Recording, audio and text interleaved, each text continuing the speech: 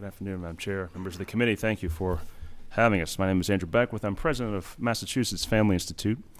We are a member of a 40-state network of family policy councils associated with Focus on the Family, which I assure you is not a hate group, despite what the Southern Poverty Law Center may say.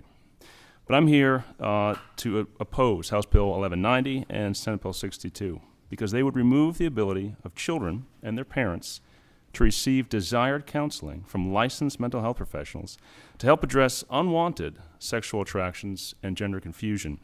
Additionally, it would place counselors in a catch-22 situation where they would be forced to choose between violating the law and violating their ethical obligations for client treatment. In both categories, this bill would also infringe upon the free speech and free exercise protections of the First Amendment.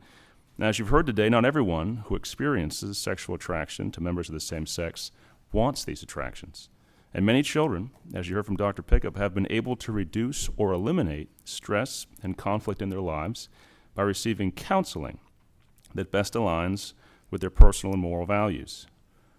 Now, we've also heard several mentions of what are known as aversive techniques, so electroshock therapy, nausea-inducing drugs, and things like that. And I would ask that the authors of this bill, if that's what they're trying to prevent, then write a bill that actually mentions those techniques instead of one that is so broad it covers everything, including the type of talk therapy that we've just heard benefits people of all ages.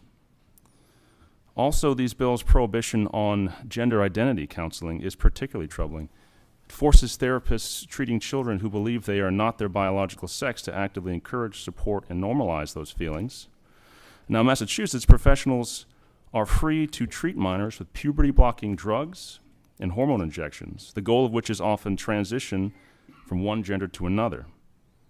And so if this bill passes, it will leave children with no therapeutic alternative but some form of gender transition. But wouldn't it be preferable, as Mr. Heyer mentioned, at least in some cases, to allow children counseling that would help them literally feel comfortable in their own skin, in their healthy body, rather than denying them this option and forcing them to turn to unproven hormonal treatments?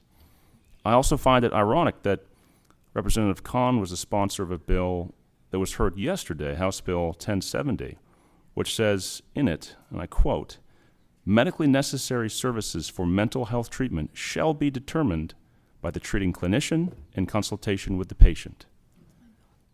And that was dealing with insurance companies, but I would say that's all we're asking for on this bill. Allow patients and therapists to determine what works for them. As we've heard, these types of conversion or aversive therapy may have been improperly administered in the past, but it does not justify intrusion into the personal choices of parents, children, and counselors in pursuing proper and desired treatment today.